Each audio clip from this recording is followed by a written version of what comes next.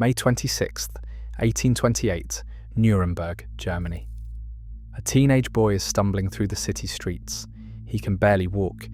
His clothes are rags, his feet are bleeding, and his eyes are squeezed nearly shut. Not because he's sick, but because the afternoon sun is physically overwhelming him. People stop, they stare. A few approach, and when they do, they realise something is deeply, fundamentally wrong with this boy. He can only say two things: his name, and, "I want to be a cavalryman like my father." That's it. A name and a sentence he can't explain. In his hands are two letters. Letters that investigators will later confirm were written by the same person, deliberately planted on him before he was released onto these streets, like an animal let out of a cage. When doctors examine him, what they find makes no sense. His feet have 0 calluses. He has never walked on hard ground. His eyes are hypersensitive to light because he has spent his entire existence in near total darkness. His body can only tolerate bread and water. Meat makes him physically ill. The smell of flowers overwhelms him. The ordinary afternoon sun is agony. This boy was not lost. He was not sick. He was not running from something. He was kept, deliberately, systematically, by someone with a plan. And the moment that plan changed, or fell apart, he was released into the world with 2 fake letters, 2 sentences, and nothing else. No past, no family, no idea that any of what was done to him was even wrong. What you're about to hear is one of the strangest and darkest mysteries in European history. A story that consumed an entire continent, destroyed reputations, and ended in murder. A story where the closer anyone got to the truth, the more dangerous the truth became. His name was Kaspar Hauser, and somebody went to extraordinary lengths to make sure the world would never know who he really was. Let's go back to that cobblestone street. May 26th, 1828. The man who stops to help the stumbling boy is a cobbler named Georg Weichmann. His first instinct, like anyone who sees a raggedy, barely conscious teenager on the street, is probably to keep walking. But something stops him. Maybe it's the way the boy moves, not like someone drunk or sick, but like someone who has simply never done this before. Every step a brand new negotiation with the ground beneath his feet. Weichmann approaches. The boy, almost mechanically, holds out the 2 letters. Weichmann reads them. And now, instead of one confused man on a cobblestone street, there are 2. The first letter claims to be from a poor labourer who says he took in this boy as an infant in 1812, raised him in total secrecy, and never once allowed him outside, no reason given, just stated flatly, like it's the most normal thing in the world. The second letter appears to be from the boy's mother, asking that he be taken in by the military and trained as a cavalryman like his father. Both letters are unsigned. Both, investigators will later confirm, written by the same hand. Someone wrote 2 letters pretending to be 2 different people, handed them to a boy who couldn't read, and sent him into the world. That's not desperation. That's a plan. Weichmann takes Kaspar to the nearest cavalry unit. The soldiers don't know what to do with him. Neither does the captain they hand him to. So Kaspar ends up at the police station, where a doctor is finally called in to examine him properly. And what that doctor finds genuinely stops him cold. 0 calluses on the feet, not reduced, 0. The soles of a boy who appears to be around 16 years old are as soft as an infant's. His leg muscles are severely underdeveloped, not from injury, but from years of sitting or lying in a confined space. His eyes react to normal daylight, the way yours might after a week in a pitch-black room. And then there's the food. When they offer Kaspar a normal meal, he gags. His body, conditioned entirely on bread and water, treats everything else as a foreign substance. Give him bread and water, and he's fine. Give him anything else, and he physically recoils. The doctor has been practicing medicine for decades. He has never seen anything like this. Word spreads through Nuremberg fast. Within days, the boy with no past is the talk of the entire city. Scholars, noblemen, curious citizens, everyone wants to see this strange pale creature who materialized out of thin air. and the more people interact with him, the more the story refuses to simplify itself. Because Caspar isn't stupid, not even close. Once people begin teaching him language, it becomes clear he is sharp, perceptive, and fast. He picks up concepts quickly. He asks questions that cut straight to the heart of things. And crucially, the more language he acquires, the more he is able to describe what was done to him. A small dark room, a straw bed, 2 wooden toy horses. Total silence. Food that appeared while he slept. A hand that reached in at some point and taught him to write exactly one thing, his name. He never saw his captor's face, not once, not in 16 years. And then one day, without explanation, the routine broke. Someone came, covered his eyes, walked him a long distance, and let go. That was it. No explanation, no goodbye. Just a hand releasing its grip, and Caspar Hauser standing alone in the sunlight for the first time in his life. Now Nuremberg doesn't quite know what to do with him, practically speaking. He hasn't committed a crime, so he can't go to prison. He's not young enough for an orphanage. He's not ill enough for a hospital. And this is where Georg Friedrich Daumer enters the story. Daumer is a philosopher and scholar who, when he hears about Caspar, doesn't see a curiosity or a spectacle. He sees a boy who's been catastrophically wronged and who deserves, at minimum, a safe place to exist while the world figures out what happened to him.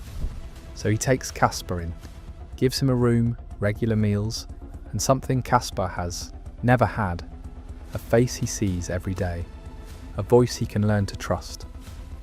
Under Daumer's care, Caspar begins to bloom. His vocabulary expands fast. He takes to reading, drawing, and music with a naturalness that surprises everyone. He becomes, by multiple accounts, warm and curious and genuinely good company. But Daumer notices something else too, something that will become the most important detail in this entire story. Caspar's account of the dark room keeps getting more precise, not less. Every conversation pulls out a slightly sharper image, a slightly more specific memory, which is the exact opposite of how fabricated stories work. Liars simplify over time. They edit down to what's easiest to remember. Caspar does the opposite, because his brain, finally given the tools of language, is slowly finding words for things it has always known, but could never describe. Daumer becomes convinced, not because he's naive, but because of that one specific observable, documentable fact, and then quietly, underneath all the wonder and philosophical debate about what Caspar's existence means, a different kind of question begins to circulate. Not just what happened to Caspar Hauser, but who he actually is. Because the more people look at him, really look at him, a very specific and very dangerous theory begins to take shape.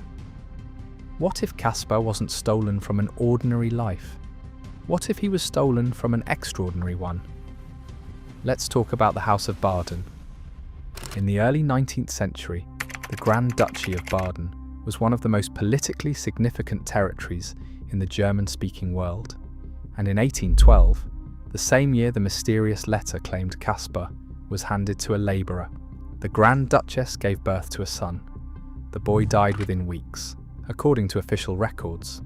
Here's where it gets interesting. The dates align almost perfectly with Caspar's estimated birth year.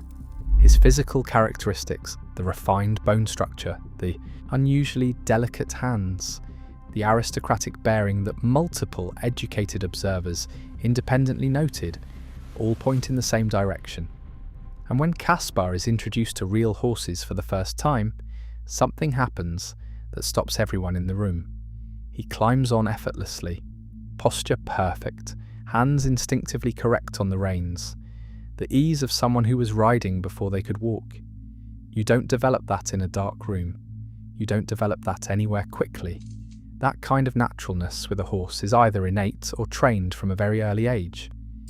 Neither explanation makes Caspar's story simpler. So the theory goes like this. The legitimate heir to the House of Baden was not actually dead. He was stolen, replaced with a dying infant so the records would show a clean death, then hidden in complete isolation to ensure he could never reclaim what was rightfully his. The motive? A rival branch of the Baden family stood to inherit everything if the legitimate heir, Aich, disappeared, and that is exactly what happened. The succession passed smoothly to a different line, and everyone moved on. Everyone except Caspar. Now I want to be clear, this is a theory. It has always been a theory, but it's one that serious historians, serious investigators, and serious members of European nobility took extremely seriously. Because the alternative, that some random individual decided entirely on their own to imprison a child for 16 years for no reason whatsoever, somehow makes even less sense. Someone built that room, someone maintained it, someone fed that boy for 16 years without ever being identified. That requires resources, that requires planning, that requires, above everything else, a powerful motive. Meanwhile, as Europe debates the royal connection, Caspar continues adding details to his account of the dark room. The temperature, always cool, never genuinely cold, suggesting a proper building rather than a cave or shed. The bread, always identical, always left in exactly the same spot. The consistency of someone who knew precisely what they were doing. And one detail that is perhaps the most chilling of all, when Caspar once fell ill, someone came and gave him medicine. His captor cared, at least minimally, whether he lived or died, because they needed him alive. He had a use, and the moment that use expired, they let him go. The question of why they released him when they did is one investigator's chase for years. One possible answer leads directly back to Baden.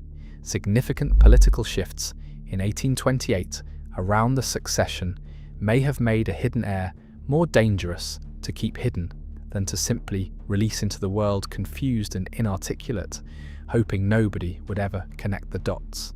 They almost got away with it. Back in Nuremberg, Caspar is becoming genuinely beloved. People who meet him describe something difficult to articulate. An openness and absence of cynicism, a way of engaging with everything, as if experiencing it for the first time, because he literally is. A decade and a half of isolation, and somehow this boy came out the other side with his humanity completely intact. And then a man arrives from England, wealthy, titled, charming. His name is Philip Henry, Earl Stanhope, and he arrives with exactly the energy you'd expect from a powerful nobleman who has personally decided he is going to solve the greatest human mystery in Europe. He produces letters of introduction from people whose names open doors. He expresses enormous sympathy for Caspar. He showers him with attention and gifts. Caspar, who trusts almost everyone, because he has no learned reason not to, is completely taken with Stanhope. He begins calling him his beloved father. Daumer watches all of this with growing unease, because every time the conversation turns toward the royal connection, every time someone raises the possibility that Caspar might be the stolen heir of Baden, Stanhope redirects. And then Stanhope does something that genuinely alarms Daumer. He begins removing Caspar from his care. He argues with great charm and apparent generosity that Caspar deserves better than a philosopher's modest household. He arranges for Caspar to be transferred to a school teacher in a small town called Ansbach, a man named Johann Georg Meyer. Meyer is far less enchanted with Caspar than Daumer was. He finds him dramatic, attention-seeking, prone to exaggeration.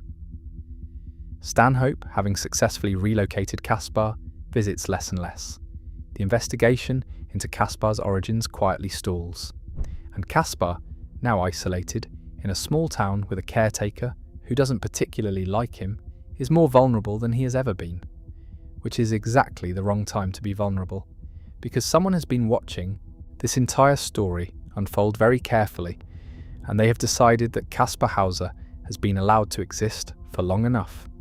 October 17th, 1829. Daumer's house, Nuremberg. It's an ordinary evening. Caspar is settled into his routine, reading, tending the garden, existing quietly in the first stable home he has ever known. Daumer steps out, and when he returns, Caspar is in the cellar, slumped against the wall, bleeding from a wound across his forehead. When he can speak, Caspar describes what happened. A man came to the house while Daumer was out. His face was deliberately obscured. He spoke in a low voice. And before Caspar could process what was happening, the man pulled a knife, slashed his forehead, and left. No robbery, nothing taken, no further violence, just a specific, deliberate cut and then gone, back into Nuremberg without a trace. Police searched the area, nothing, no witnesses, no suspect, no explanation. And Nuremberg, which spent the past year treating Caspar as a beloved local wonder, wakes up to something much colder. Someone knows where he is, someone has been watching, and whatever reason that person had for imprisoning him in the first place, they now have a reason to finish what they started. Now this is the moment in the story where we have to stop and do something uncomfortable. We have to seriously consider the possibility that Caspar Hauser was lying. Not about everything, but about enough. Because here's what the people closest to him actually observed once the initial wonder wore off. Meyer, his Ansbach caretaker, described a boy who was frequently theatrical, who loved the effect his story had on people, who occasionally exaggerated details in ways that were hard to explain charitably.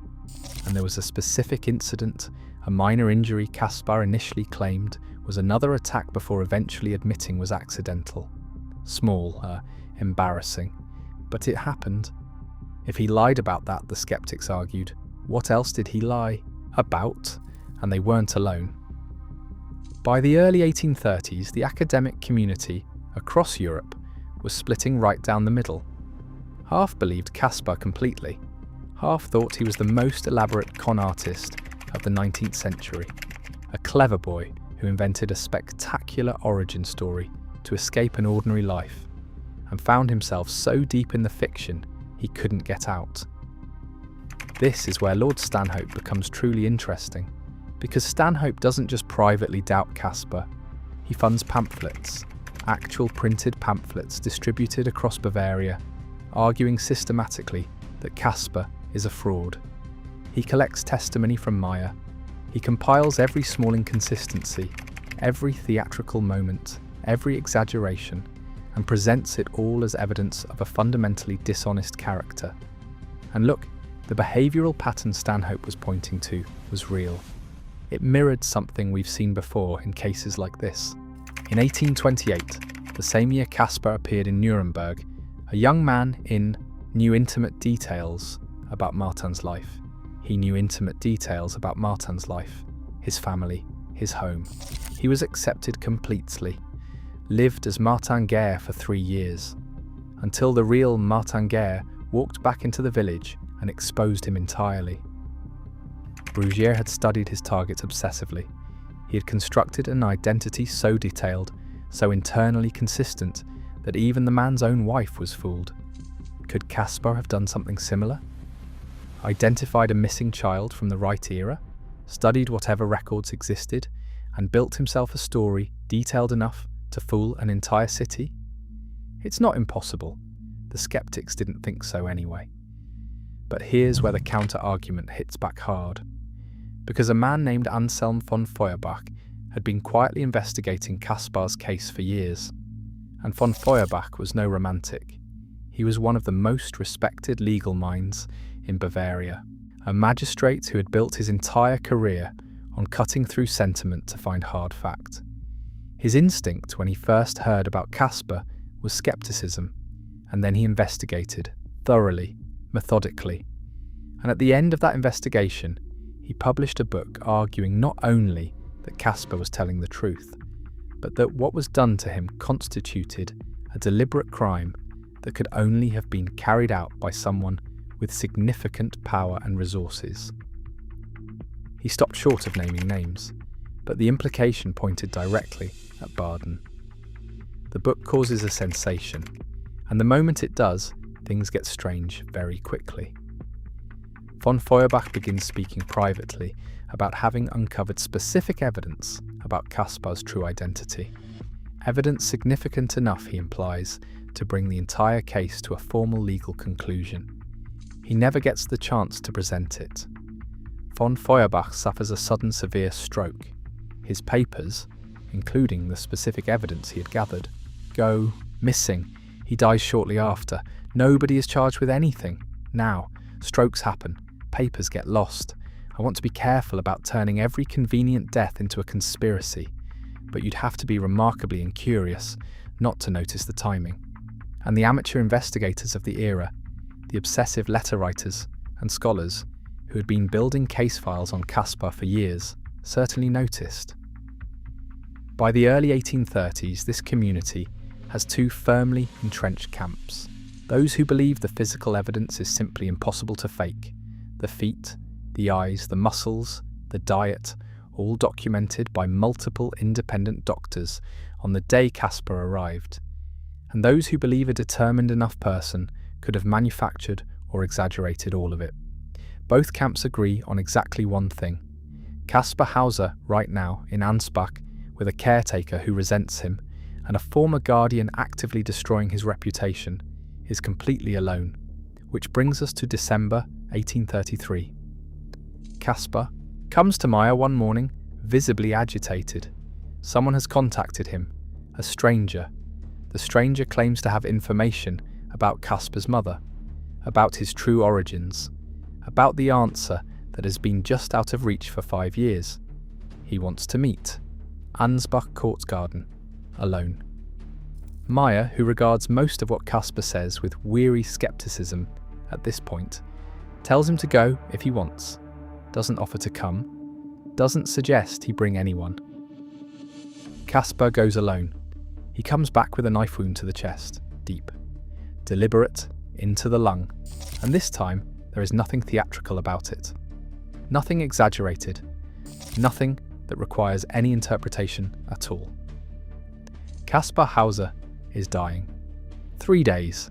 That's all the time Kaspar Hauser has left when he staggers through Meyer's door on December 14th, 1833, bleeding through his coat, barely able to stand. A doctor arrives quickly. The wound is examined, and what he finds removes every remaining argument that this is theatre. The stab wound has penetrated the chest cavity and nicked the lung. Kaspar is losing blood steadily. His lips are pale. His breathing is shallow and wet. This is real. Undeniably, fatally real. While the doctor works, investigators rush to the Ansbach Court garden, and in the snow near a monument at the centre of the garden, they find something. A small silk purse. Inside it, a handwritten note, written entirely in mirror script. Backwards, readable only when held up to a reflection. When they finally decode it, the note says the writer will reveal their identity to Kaspar personally, that Kaspar will recognise them by their appearance, that he will soon understand where he came from and why he had to disappear. That's it. A riddle dressed as a confession, written by someone who seems to be taunting the investigators as much as anything else. The purse is examined, the handwriting is analysed and compared against known suspects. Nothing conclusive. The footprints in the snow lead to the garden. Wall and stop.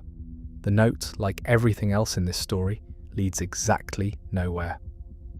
Back at Meyer's house, Kaspar is conscious but fading. Investigators sit by his bedside and ask him to describe the man.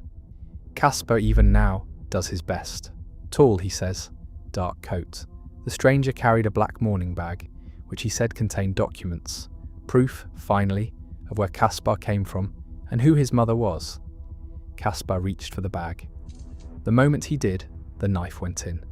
No face, no name, just a blade and a melting set of footprints in the December snow.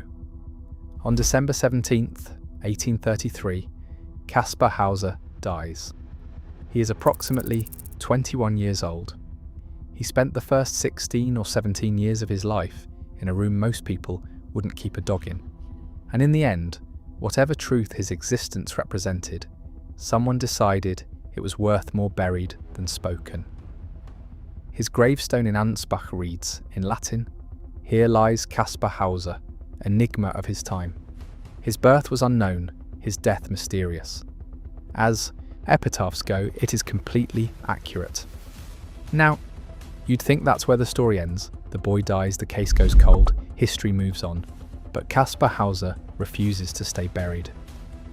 For the next century and a half, the debate never fully dies. It flares up periodically, carried by different people in different countries who stumble onto the case and find themselves unable to put it down.